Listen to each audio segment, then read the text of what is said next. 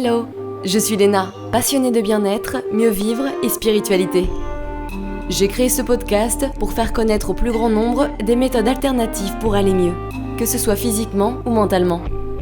Quel que soit votre problème, quelles que soient vos croyances, restons ouverts, restons curieux et testons. Bonjour à tous. Alors aujourd'hui, je reçois Sarah Frachon, qui est psychopraticienne à Paris.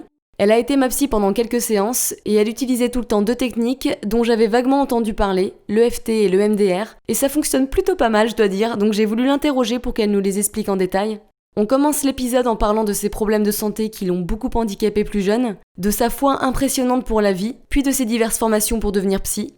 On parle ensuite en détail de l'EFT et de l'EMDR, et elle nous donne également un exercice en direct live, enfin si je puis dire, le souvenir du futur, que j'aime bien faire dans ma méditation d'ailleurs.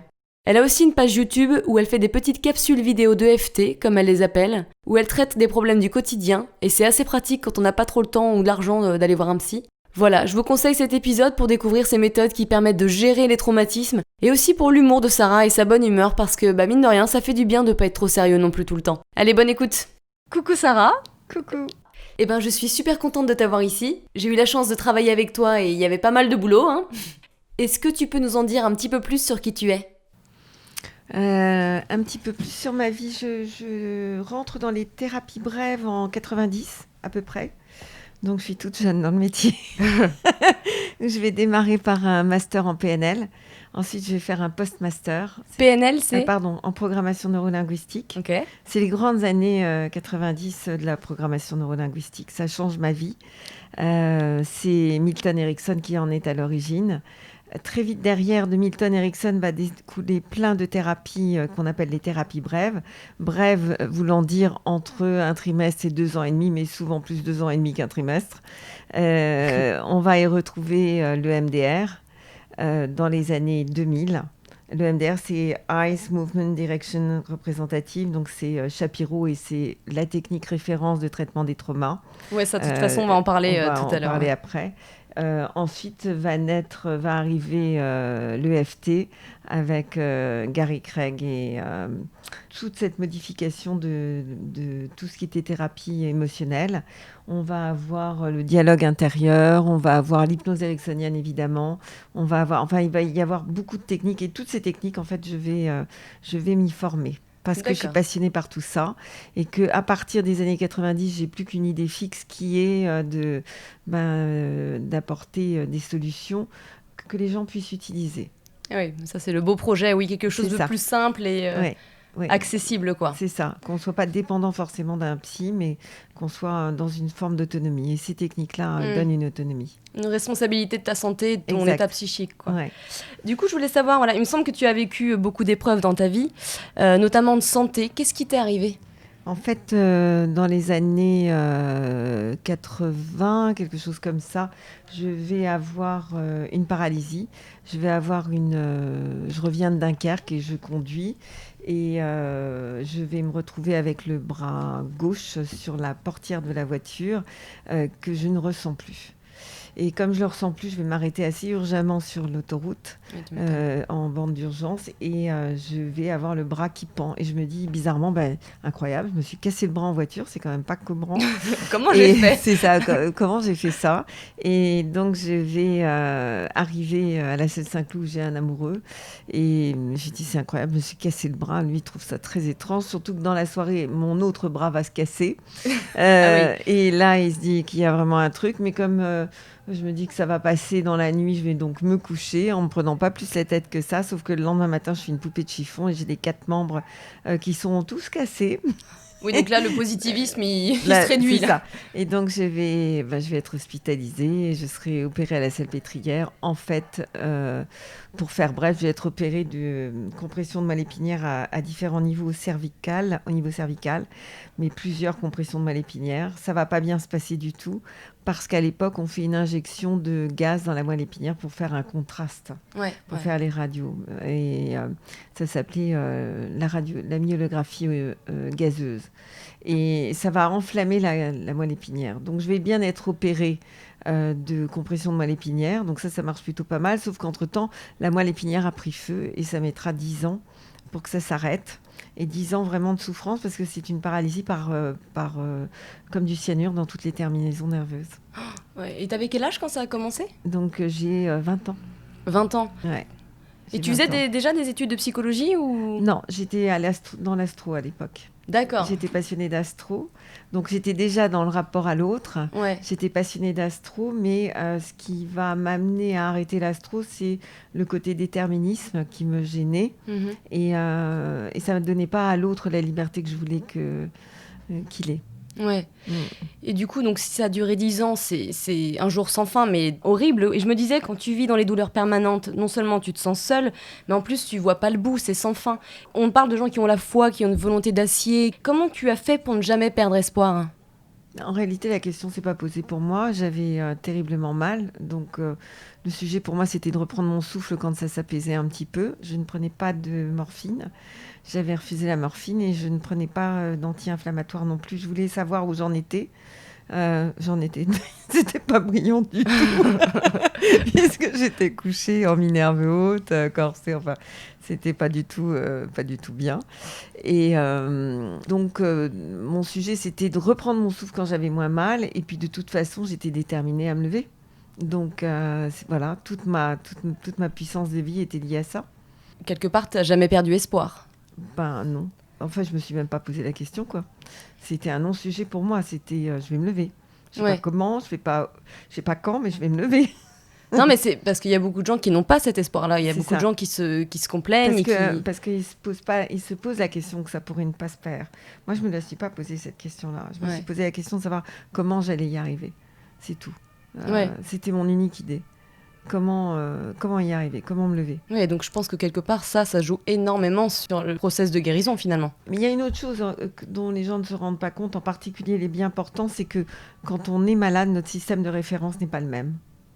Pour avoir beaucoup travaillé avec des gens sur chaise roulante, le monde de quelqu'un en chaise roulante n'est pas le même que le monde de quelqu'un qui est bipède. Il n'y a rien à faire, c'est pas la même chose. Je travaillais tout à l'heure avec une femme qui avait un cancer et le monde de quelqu'un qui est cancéreux, avec le rythme quotidien ou par semaine de tous ces traitements, n'a rien à voir avec le monde d'un bien portant. Notre système de référence change complètement. Il suffit de voir si vous avez été les uns et les autres opérés même de quelque chose de très bénin, vous rentrez à la clinique ou à l'hôpital, vous vous déshabillez complètement, on vous donne une petite nuisette blanche, vous montez sur le lit. À partir de ce moment-là, votre système de référence a complètement changé. Vous n'êtes plus monsieur machin, vous n'êtes plus ce ponte dans votre job, vous n'êtes plus qu'un être humain avec une petite nuisette sur un lit d'hôpital. Plus rien n'est jamais pareil. Oui, tu te mets dans cette condition-là, en fait. On te conditionne aussi quelque part. Ouais. On est des mammifères, on s'adapte très très bien. Des fois, il faudrait mieux pas. Incroyable, ouais. Et donc, du coup, est-ce qu'il y a des choses qui t'ont aidé, des livres, des méthodes, des activités ? Des livres, je ne pouvais pas bouger, donc c'était réglé. C'est la prière. C'est pas très normalisé, puisque même si je suis née d'un père ashkénaze, donc Russie, et d'une mère gitane polonaise, donc catholique, j'ai pas été élevée dans une religion. Donc la religion c'était pas une religion, c'était la foi. C'est pas pareil. Oui, c'est pas la même chose. C'est une foi en toi et en l'univers, mais pas en un. C'est pas des rituels. C'est plus qu'y croire. Y croire présuppose qu'on peut ne pas y croire. Toujours dans la polarité des médailles. Si je me dis que j'y crois, ça veut dire que je peux me dire que je n'y crois pas. C'était au-delà de ça. C'était vraiment un état de foi, une absolue connexion. La décision de faire passer ça à travers mon corps, comme si je donnais à mon corps tous les moyens de guérir. J'avais une foi dans l'animal que j'occupais. Quelque part, quand on n'a plus rien à perdre aussi, il y a des portes qui s'ouvrent. Et c'est peut-être ça que tu as vécu. J'en sais rien. Je n'ai pas eu l'impression que tout était fermé, justement. J'avais pas cette sensation, moi. Tu vois, alors que moi, je fonctionne plus comme ça, justement. J'avais pas cette sensation que tout était fermé. J'avais la sensation que j'étais dans un corps qui était immobilisé et qu'il fallait que je lui donne la meilleure connexion possible. En me connectant à cette foi que j'avais en moi, l'énergie coulait à travers moi. Ça serait ce qui serait le plus proche. Et comment tu t'en es sortie, finalement, au bout de 10 ans ? Qu'est-ce qui s'est passé ? En fait, ça a été très progressif. J'y vais avec un homme assez intelligent et qui souvent m'a mis des challenges. Et progressivement, j'ai récupéré des sensations et progressivement, j'ai pu marcher ou me tenir assise ou marcher quelques pas. C'était très, très, très lent et très progressif et très décourageant. Et je me souviens d'une scène où j'étais debout, j'avais cette minerve haute qui était vraiment très très haute. C'est des minerves avec des sortes de plateformes pour tenir devant, derrière. Ah oui, Enfin, donc oui, vraiment, ouais. c'est vraiment des trucs très lourds. Et il avait mis des objets par terre en me disant, écoute, comme on ne sait pas du tout jusqu'où tu vas récupérer, autant que tu t'entraînes tout de suite à ressentir ce qui se passe sur le sol. Donc je m'éclatais. C'est Sarah, c'est normal, c'est bon. Je m'éclatais, je me disais, ouais, c'est sûr, j'y suis pas là. J'y suis pas, je marchais horriblement mal. Je ne savais plus comment marcher. Je n'avais plus d'idée de comment on déroule une jambe, comment on pose un pied sur le sol. Après, ça m'a beaucoup aidé en travaillant avec des gens qui avaient des scléroses en plaques ou des myélites sensitives et qui ne savent plus comment dérouler un pied. Ça a l'air idiot comme ça quand je le dis, mais marcher, ça veut dire qu'on va dérouler le pied, qu'on va prendre position sur la hanche d'une certaine façon. Et je comprenais pas comment on faisait, d'où partait l'impulsion électrique. Alors, souvent, j'ai besoin que quelqu'un s'approche de moi et pouvoir toucher le corps pour savoir d'où il pouvait bien faire partir l'impulsion. J'arrivais pas à comprendre. Pareil pour mes bras. C'était compliqué, vraiment. C'était compliqué. Du coup, est-ce que tu avais fait des techniques psychologiques justement pour t'en sortir aussi ? Non, Rien du tout. t'en étais pas du tout encore là pour l'instant. Pas du tout, j'y étais pas. Je connaissais pas, j'avais aucune idée de tout ça. J'étais naturellement douée, mais plus douée dans une forme de ressenti pour capter, percevoir ce qui se passe, mais pas du genre. Non, je connaissais rien pas de du tout tout ça. là-dedans. En plus, c'était un peu nébuleux. J'étais plutôt à l'époque dans des croyances un petit peu avec la chouette sur l'épaule. Et si j'avais pu avoir des grimoires, je l'aurais probablement fait. J'étais un peu d'ailleurs un petit peu sulfureuse en énergie. J'étais pas du tout pareil qu'aujourd'hui. Tu te qualifies de psy en ligne. D'où est venue cette idée ? Alors ça, c'est une idée. Je travaillais, donc j'étais déjà à Paris et c'est après mon divorce, donc après 2006. Je travaille à l'époque, j'ai énormément de boulot et j'arrive pas à satisfaire la demande. Et je me dis, dans toutes ces demandes, il y a des gens qui n'ont pas les moyens, qui ont peut-être très peur de passer la porte d'un psy. Et ce que je vais faire, c'est que je vais faire des capsules vidéo. Je contacte un webmaster qui me dit « Oh là là, mais ridicule, tout ça est totalement ridicule, ça ne marchera jamais. » Et puis je vais dire ouais, peut-être, mais ça va marcher quand même. Et donc ma première vidéo est absolument terrible. D'ailleurs, vous en retrouverez certaines sur le web, s'il vous plaît. Ayez d'une extrême indulgence pour moi. J'étais pleine de bonne volonté. Donc au démarrage, je répétais les phrases 3000 fois en me disant je vais y arriver, je vais les apprendre par cœur.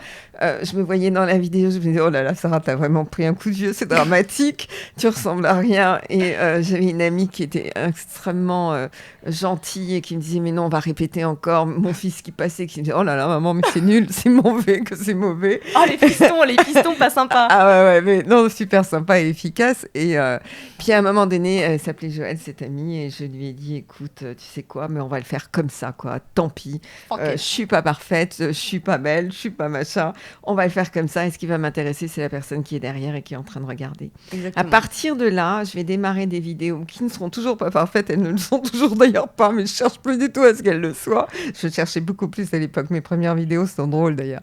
Et je vais faire beaucoup de vidéos avec beaucoup de cœur, avec un vrai projet d'aider les gens. Ouais. Et ça va très bien marcher. Voilà, l'authenticité d'être utile et d'aider les gens. Et ça fait beaucoup rire les gens parce que tout d'un coup, je vais éternuer, me lever, aller chercher à boire.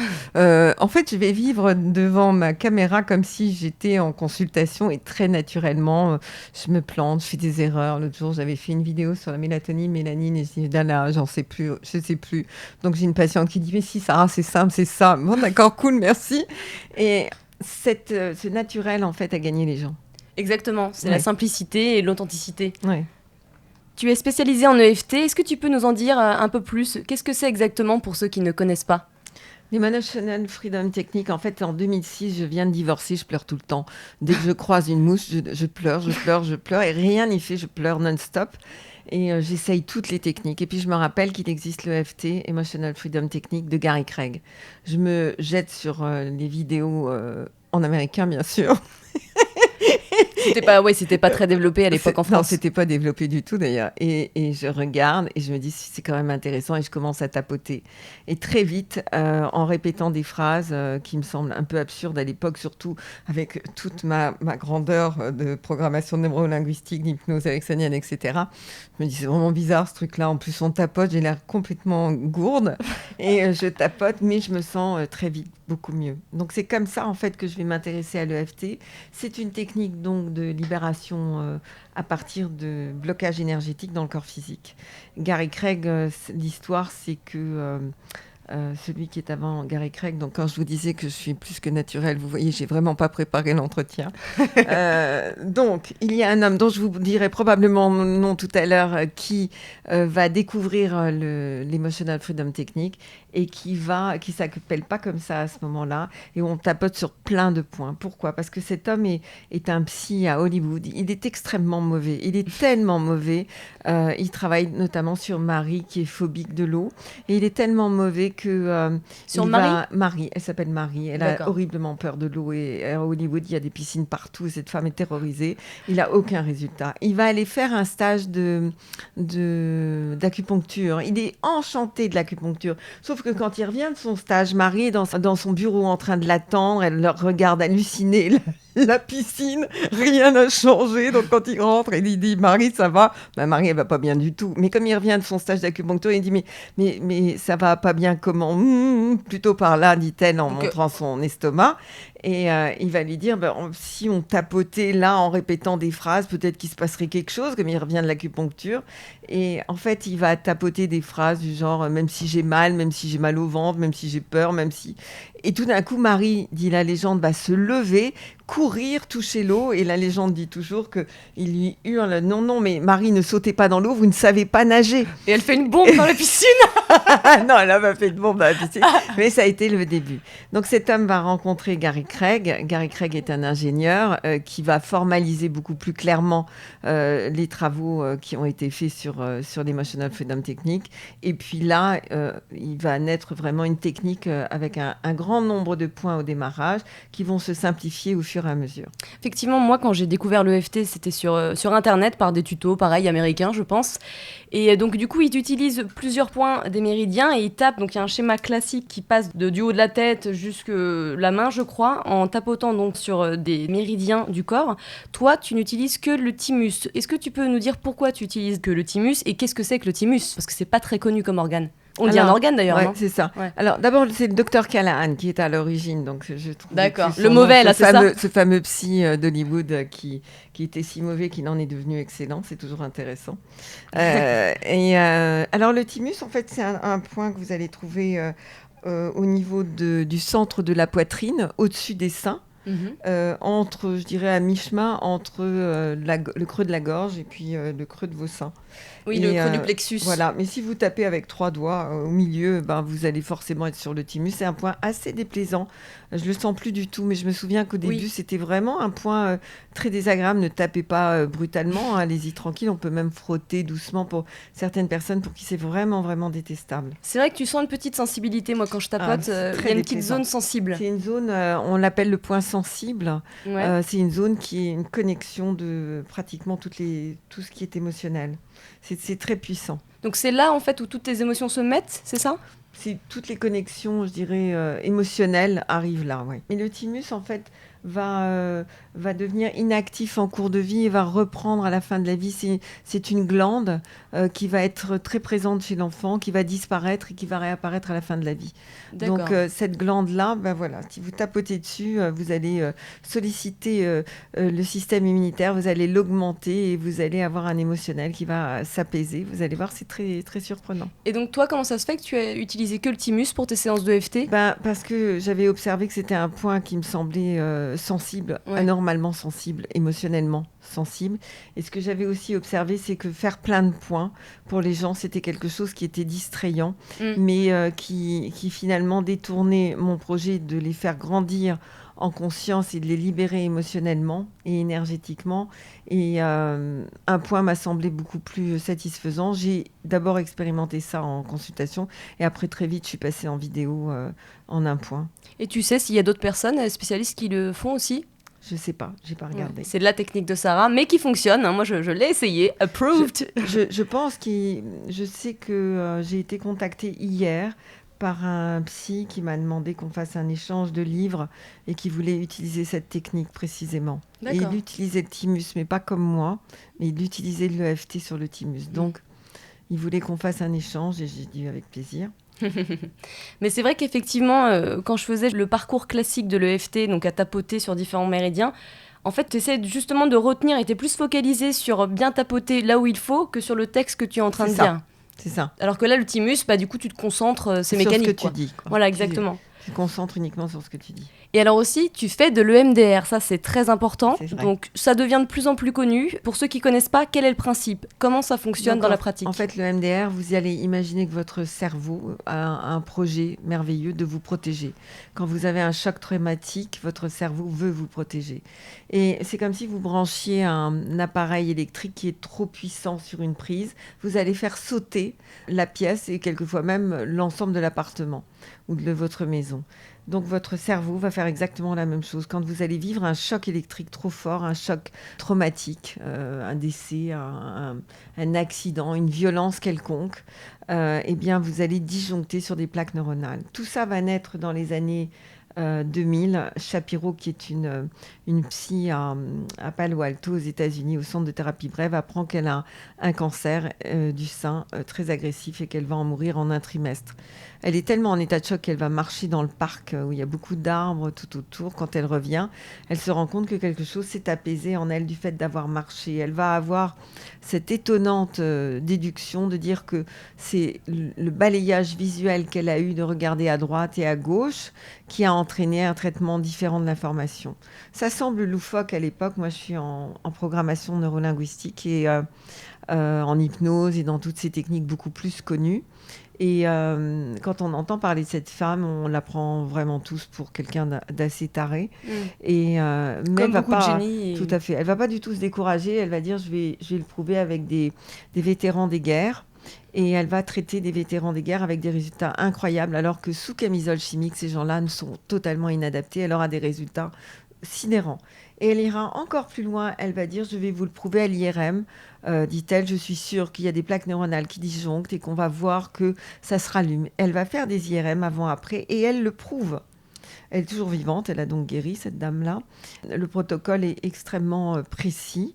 Après, ce que j'ai pu observer, c'est que le MDR est un outil dont il ne faut pas avoir peur. Et beaucoup de psychothérapeutes, psychiatres, psy en tout genre, ont peur de cet outil parce qu'on est dans une morale judéo-chrétienne où il faut souffrir. On souffre pour expier quelque chose. Donc on souffre lorsqu'il y a un deuil, on souffre lorsqu'il y a eu un accident, on souffre quand on a eu un trauma. Il faut souffrir. Et moi, j'étais très à l'aise avec cet outil parce que j'ai une aptitude naturelle à la joie. Et je trouve que la joie est quelque chose de fondamental dans notre vie, que nous sommes sur cette terre pour expérimenter des choses différentes et que souvent on se prend des murs, mais que c'est pas grave et que ça fait partie de l'expérience et qu'il faut simplement faire confiance, la vie va nous apporter des solutions. Donc le MDR, aller dans cet arsenal d'outils thérapeutiques pour aller bien, je l'ai utilisé très facilement et très vite. Et c'est devenu pour moi un outil au quotidien, oui. Et alors, comment ça se passe dans une séance concrètement ? Imaginons, on a eu un accident de voiture et on a traumatisé. Qu'est-ce qui se passe ? Dans toutes les séances de thérapie brève, quelle qu'elle soit, on va partir d'une scène référence qui est la scène traumatique. Donc, quel était le moment dont vous vous rappelez lors de cet accident de voiture, par exemple ? Est-ce que c'est le moment où les pompiers arrivent ? Est-ce que c'est le moment où il y a le choc en voiture ? De quoi vous vous souvenez ? Donc, imaginons que la personne dise, en fait, je me rappelle le moment où je rouvre les yeux et je suis sur une civière. Ok, très bien, et on prend ça. Et donc, on va partir de ce moment pour lequel la personne a vraiment un impact émotionnel. Et on va lui demander de fermer les yeux, de repartir dans cette scène. À un moment donné, on voit qu'elle connecte émotionnellement cette scène. Oui, c'est ça, elle va ressentir. On ne va peut-être pas la faire aller trop loin si c'est trop violent. Et puis, on va lui demander d'ouvrir les yeux et de suivre un balayage qu'on fait avec les doigts ou alors un balayage auditif où on va claquer des doigts de chaque côté. Et ça va produire en fait un travail au niveau auditif également. On peut le faire également au niveau corporel. D'accord. Et donc, qu'est-ce qui se passe à ce moment-là avec ce travail droite-gauche, justement? Il va y avoir des connexions qui vont se faire entre les neurones qui ont disjoncté, puisque on part du point référence tout le temps de la scène. Et à chaque fois, on va demander à la personne, est-ce que vous avez des images qui vous viennent, des sensations, des émotions, quelque chose, des couleurs. Et peut-être elle va avoir quelque chose, peut-être elle n'aura rien. Dans le cas, par exemple, des troubles alimentaires graves, on va souvent trouver chez l'anorexique aucune image. D'accord. Donc il y a des maladies psychiatriques où on va trouver aucune image. C'est pas grave, c'est mécanique. Rien ne ressentir, Non. quoi, ne rien ressentir. Rien du tout, c'est pas grave. On continue comme ça. Les premiers anorexiques que j'ai traités dans le sud, c'était très difficile parce qu'elles n'avaient aucune idée de ce qui pouvait se passer dans leur tête. Donc je me disais, mon Dieu, pourvu que ça marche, ça marchait. Donc, Et elles allaient de mieux en mieux. Ouais. D'accord, même si t'es pas conscient, t'as pas de souvenir, ça peut quand même marcher, quoi. On n'a pas besoin en EMDR d'avoir envie d'y arriver. C'est mécanique. Ça, c'est bien. Par exemple, quand on traite un ado, les ados souvent arrivent en étant je veux pas, j'ai pas envie. Mais ils sont tous capables de donner la scène de départ. À partir de là, c'est fait. Le travail va se faire. Tu fais aussi donc les adolescents, les enfants. Ouais. D'accord, de 7 à 77 ans. C'est ça, exactement. Les traumatismes sont partout. Les enfants, je les reçois très peu de temps parce que c'est très rapide dans ma façon de travailler. Et les ados, pareil, je ne vais pas les voir souvent. Et peut-être qu'il y a un peu plus de joie aussi quand tu es enfant et adolescent, non? J'imagine. Peut-être qu'il y a un petit... Ça dépend des enfants, ça dépend des ados aussi. Mais disons que j'ai une joie qui est communicative. Oui, ça je confirme avec son grand sourire. C'est ça. Et puis je suis très cash. Ça parle bien aux enfants et aux ados. Le langage est direct. Ça leur permet d'avoir un interlocuteur où les choses sont simples. Et c'est vrai que donc moi j'ai fait plusieurs séances de MDR avec toi. Souvent, quand on fait plusieurs fois le mouvement droite-gauche des yeux ou des claques des mains, au bout d'un moment, quand je repense à cette scène-là, elle s'efface. Elle s'efface. C'est-à-dire comme si ça tournait, j'arrivais pas à faire la mise au point. C'est impressionnant. En fait, au fur et à mesure, la scène va s'effacer, quelquefois complètement s'effacer. Elle reviendra après, mais le sujet, c'est on va s'en souvenir, mais comme de quelque chose de délavé. Exactement. Qui s'est passé il y a longtemps. Il n'y a plus d'émotion dessus. Parce que notre analyse des événements n'est pas factuelle, elle est émotionnelle. Donc, on peut se raconter des histoires qui vont changer. Moi, j'ai divorcé en 2006. Je peux dire que j'ai une bonne 50aine de versions de mon divorce jusqu'à maintenant, où ça va très bien, je vais le dire en 2 mots. Mais à l'époque, c'était dramatique, et de dramatique en dramatique, mais à partir de l'EMDR et de l'EFT, il y a eu vraiment comme une libération de l'émotion. C'était terminé, ça n'avait plus d'importance. Est-ce que ce traitement, il s'adresse à tout le monde? Est-ce qu'il y a des contre-indications, par exemple? Épilepsie? Oui, l'épilepsie, il faut travailler un petit peu différemment. Pour le FT, il n'y a pas de contradiction. Vraiment, on peut y aller tranquillement. Ouais. Le MDR, je le mélange toujours à l'EFT pour que ce soit plus doux. C'est vraiment un outil, c'est 2 outils que je mélange. C'est complémentaire, effectivement. Oui, complètement. Autrement, c'est trop rude de faire que du balayage. Je mélange toujours. C'est ça qui est pas mal avec toi, c'est que du coup, on peut parler de nos soucis, mais tu as 2 disciplines qui sont importantes et efficaces et faciles à faire, en fait. Oui. C'est ça. C'est hyper utile. Le sujet, c'est que la personne ressorte en se sentant mieux, différente. Allégée un peu. Allégée et avec une dynamique de vie qui est différente, des challenges qu'elle va avoir envie d'affronter. C'est vraiment l'idée. En fait, l'idée, c'est la vie maintenant. C'est pas dans 5 ans quand vous irez mieux. Non, c'est maintenant. Parce que les personnes qui viennent me voir, c'est pour maintenant. Oui. C'est surtout pas pour dans 5 ans. En fait, les gens ont envie d'aller bien assez vite, entre guillemets. On a tous envie d'aller bien. On n'a pas envie de faire 10 ans ou je ne sais pas combien d'années de psychanalyse. Il y a des choses qui sont plus compliquées que d'autres, mais voilà, avec toi, tu as des petits outils qui vont nous faire aller un petit peu mieux, progressivement, rapidement. Il faut qu'à chaque fois, ça aille mieux. C'est ça le sujet. Il faut vraiment que ça aille mieux tout le temps. Est-ce que tu as rencontré un cas très difficile, par exemple, pour lequel tu as constaté une amélioration significative, soit avec le FT ou alors avec le MDR, ou même les 2? Oui. Je vais parler de Joël. Joël est un homme qui est venu me voir parce que sa femme est décédée d'une méningite, d'un cas de méningite particulier où toutes les terminaisons brûlent. La personne se carbonise littéralement. Et cet homme était vraiment dans un état de détresse terrible. Et on est parti de la scène de départ, le moment le pire. Donc c'était risqué parce que il était très abîmé et en même temps, je voyais pas d'autre solution pour le sortir de là. Donc on a travaillé à partir de là. On a eu besoin de 3 heures pour que cet homme soit capable de reprendre sa vie en main, de recommencer à travailler, d'avoir une vie sociale, d'avoir une vie amoureuse, d'avoir une vie sexuelle, alors que s'était arrêté. Donc 3 séances. 3 séances, oui. La rapidité d'efficacité de ce genre de traitement, est-ce que ça a un rapport avec le fait d'être capable de ressentir ces émotions d'un traumatisme? Parce qu'il y a des fois, on n'a pas envie de les ressentir, ces émotions, non, c'est horrible. Il se rappeler de la scène. D'accord. Où est-ce que ça s'est passé? Si t'es pas capable psychologiquement de ressentir ces traumatismes et ces sensations, en fait, on n'a pas besoin. Et puis moi, je suis une sorte de disque dur externe. En EFT, je vais dire, donc en Emotional Freedom Technique, je vais dire des choses que la personne ne dirait pas. D'accord. Je vais parler je pense à un homme que j'ai reçu tout à l'heure. Et cet homme était un homme qui pleurait énormément. Il a 60 ans, il pleurait tout le temps, tout le temps. Pourquoi est-ce qu'il pleurait autant? C'est qu'il pensait que sa mère l'avait rejeté. Et en même temps, il avait passé sa vie à vouloir se délivrer de sa mère. Et le travail qu'on a fait a été significatif, essentiellement avec ces 2 techniques. D'accord. Ouais. Et là encore, tout d'un coup, il me disait, tout à l'heure, il était complètement délivré. Et il me disait, mais c'est incroyable que j'ai pas compris avant, que je vous ai pas rencontré avant, parce que tout d'un coup, tout devient simple. Ce qui a été tellement douloureux dans notre vie devient résolu. Exactement comme je disais tout à l'heure à ce monsieur, je disais, mais je me rappelle d'un souvenir terrible, c'était le moment où j'ai dû apprendre à rentrer dans un jean. Et ben j'ai trouvé ça terriblement difficile, moi, de rentrer dans un jean. Je rêvais que mon jean il tienne en l'air tout seul, que je me mette sur la chaise pour sauter dans mon jean les 2 pieds en même temps. Je comprenais pas pourquoi c'était aussi compliqué de rentrer dans un pantalon. Et ben aujourd'hui, bien évidemment, ça me semblerait tellement absurde, mais à l'époque c'était très vrai. Ben, c'est exactement de ce niveau-là, c'est-à-dire que des choses qui nous auront encore traumatisés jusqu'à hier, tout d'un coup deviennent c'est fini. Ouais, donc c'est pour ça qu'il ne faut pas attendre généralement quand on a des traumatismes qui sont là. Il faut comprendre qu'on est au XXIe siècle, on a une chance incroyable. Les neurosciences ont fait des progrès fous.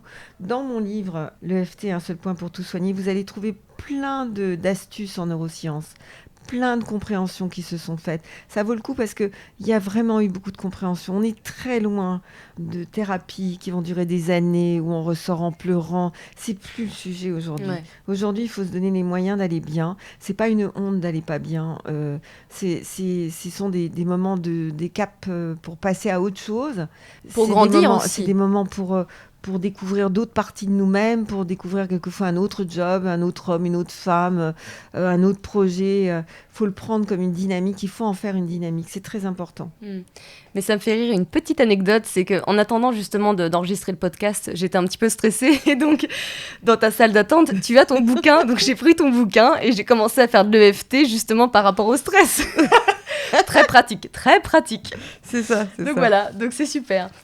Du coup, quelle complémentarité vois-tu entre ces 2 disciplines, c'est-à-dire entre l'EFT et le MDR? C'est parfait. Voilà, c'est fini, au revoir. C'est parfait. C'est-à-dire qu'on va à la fois traiter neuronalement le choc. Si on ne le traite pas, le cerveau ne sait pas. Je disais, quelquefois, on double en côte. Pour ceux qui conduisent, on double. Ouais. Et puis, on sait doubler. Donc, on sait mettre notre clignotant, déboîter, on a vérifié. Et puis, on accélère. Un jour, comme ça, j'ai une voiture, mais elle n'est pas assez puissante. Donc, je sais tout bien faire. Sauf qu'au moment où je double, j'appuie sur l'accélérateur. Il ne se passe rien parce que Mayday. Il y a des camions qui arrivent en face. Il va falloir que je me remette dans la file urgemment. Et j'ai souvent donné cette métaphore pour le MDR. C'est-à-dire qu'on sait faire. On se rappelle qu'on sait faire, mais il est où le moteur, quoi ? Ouais. On n'a plus le moteur. Et ben le MDR, ça va nous redonner notre moteur d'origine. Ça va nous redonner notre puissance. Parce qu'en EMDR, on va se rendre compte qu'on a gardé la carrosserie, on est une superbe Rolls, sauf qu'on a un moteur de trottinette. Ça marche pas bien du tout. Et on va récupérer cette puissance. Donc, on va pouvoir résoudre énormément de choses. Et en EFT, on va pouvoir faire des bonds de conscience parce que je vais dire des choses qui vont faire que la personne va dire « mais oui, évidemment ». Je dis souvent que la personne fait des bonds en conscience, elle va ressortir en se disant « mais c'est évident ». Et comme c'est dans des états de conscience modifié. Ça veut dire qu'on a en rythme alpha une pensée toutes les 10 secondes, donc on va assimiler énormément de choses. Les ondes alpha, c'est quand tu es un peu... Theta, c'est quand de 0 à 7 ans, on va tout assimiler, la langue maternelle en quelques mois, toutes les habitudes du milieu natal, les croyances principales des parents, comment s'habiller, même mettre un jean. De 7 à 12, on passe en alpha, une pensée toutes les 7 à 10 secondes. On arrive place de l'Étoile, on veut rentrer en voiture, place de l'Étoile, on peut passer quand il y a une voiture toutes les 10 secondes. On ne va pas passer après, à partir de l'âge de 12 ans, une pensée par seconde. Donc imaginez, vous êtes place de l'Étoile, vous voulez rentrer place de l'Étoile, il y a une voiture par seconde, vous ne passerez pas. C'est exactement ce qui va se passer. Donc quand on travaille en EFT et EMDR, on va ralentir notre rythme cérébral, on passe de bêta à alpha, une pensée toutes les 7 à 10 secondes. On va pouvoir passer en arrière-plan dans notre subconscient des tas de comportements, des tas de compréhension.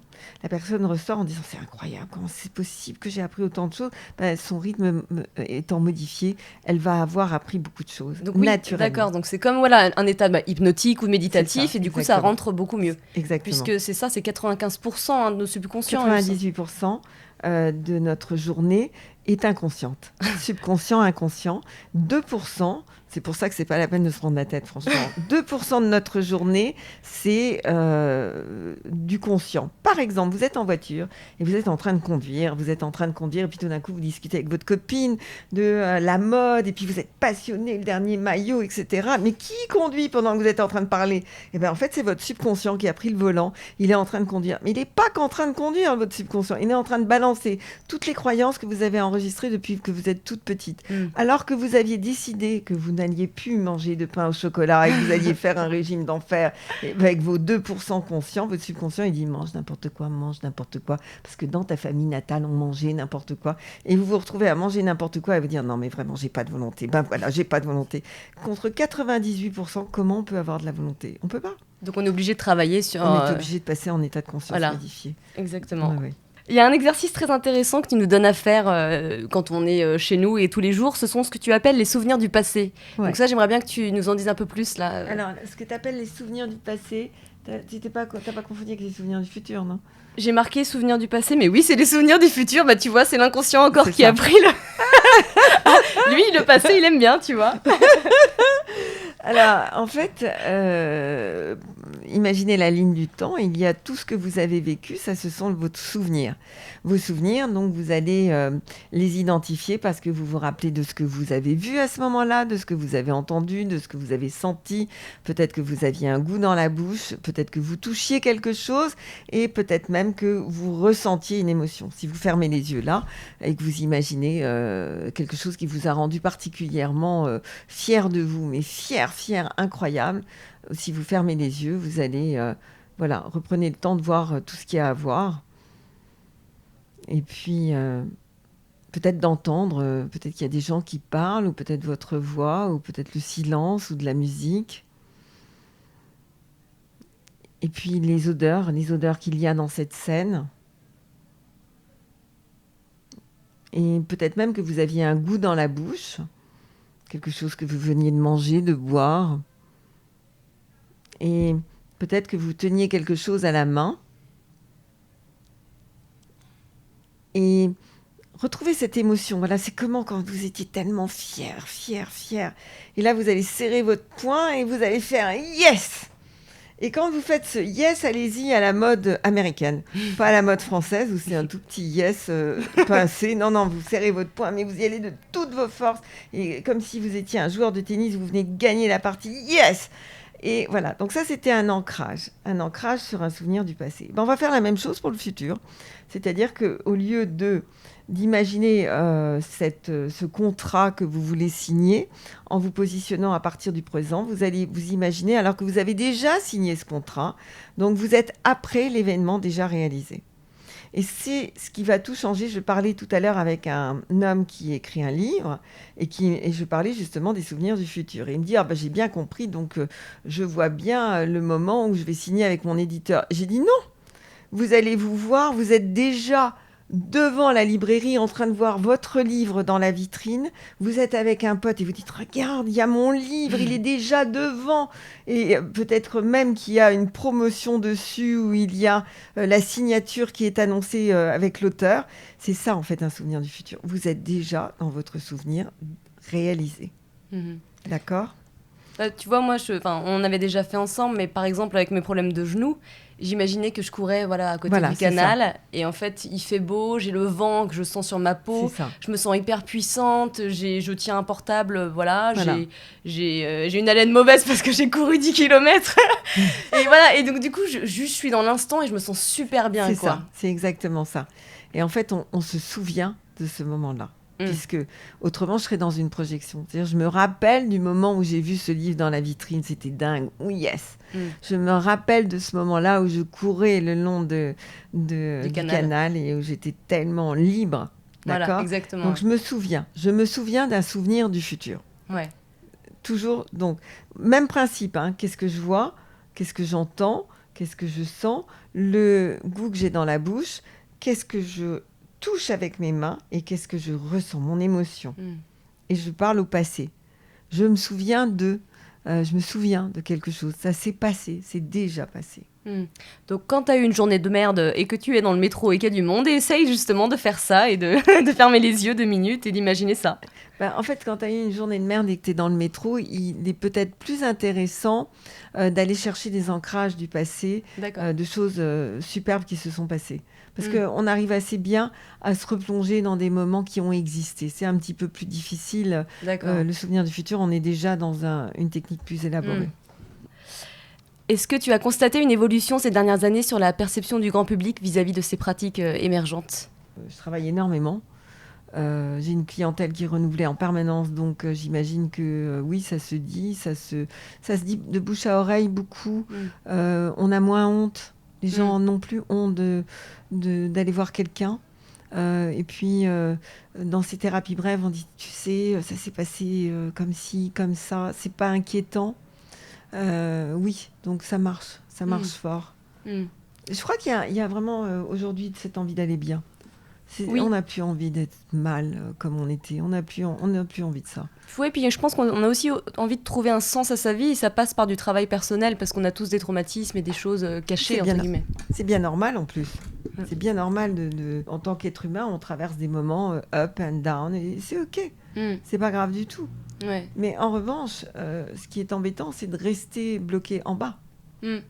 Alors du coup, on va finir par un jeu de questions-réponses. L'idée, c'est de répondre rapidement à une petite série de questions. Alors, une astuce efficace pour aller mieux mentalement ? L'ancrage, ce dont on a parlé tout à l'heure. Faites 3 ancrages tous les jours. L'ancrage, c'est un souvenir du passé avec une émotion intense. Rappelez-vous d'émotions positives, le jour où j'étais le plus fière, le jour où je me suis sentie mais tellement libre, tellement en réussite, tellement heureuse, tellement joyeuse. Voilà, vous cherchez ça. 3 ancrages tous les jours. Au boulot. Au boulot. Si tu étais sur une île déserte avec un seul livre, lequel serait-il ? Peut-être Miracle Morning, ouais. Que j'adore. Et puis aussi Comment se faire des amis. Je ne sais plus son nom, mais vous allez taper Comment se faire des amis, puis vous allez retrouver. C'est un livre qui porte mal son titre parce que, en fait, ça parle de la résolution des conflits. Comment se comporter avec l'autre, sortir du conflit, reformuler les choses. C'est remarquable. Un moyen de se relaxer rapidement ? La respiration synchronisée cardiaque sur YouTube. 5 minutes par jour, c'est le minimum. 5 minutes le matin, 5 minutes le soir, c'est déjà mieux. 20 minutes, c'est absolument fantastique. Vous changez votre vie. Et c'est vrai qu'on trouve sur YouTube où il y a même des applications de cohérence cardiaque. Exactement. C'est vraiment ça, sympa. C'est vraiment tous les jours, vous allez changer les choses. Un exercice pour positiver ?